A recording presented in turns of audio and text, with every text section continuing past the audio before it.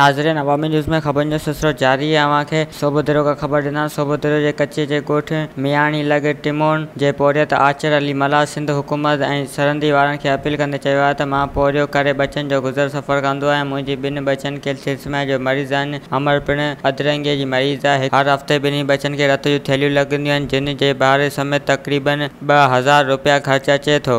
पंहिंजी जेका जमा पूंजी उहा बचनि जे इलाज ते ख़र्च करे चुको आहियां। मज़दूरी लॻंदी आहे त अटो ख़रीद कंदो आहियां, न लॻण जी सूरत में बुखूं पेट सम्झण ते लाचार आहियां। अजोब न आहे ठहियल उन में उस ईंदी आहे त बरसाति में वहंदी आहे। गुरबत सबबु परेशान आहियां। अमर ऐं बचनि जो इलाज कराइण खां कासिर आहियां। मां सिंध हुकूमत ऐं सरहदी वारनि खे अपील थो कयां त मुंहिंजी गुरबत ते रहम खाई मुंहिंजी अमर ऐं बचनि जो इलाज कराइण में मदद कनि। वधीक ख़बरनि ऐं तफ़सील जे लाइ विज़िट कयो असांजी वेबसाइट awamiNewsHD.com ऐं ॾिसंदा रहो अवामी न्यूज़ HD।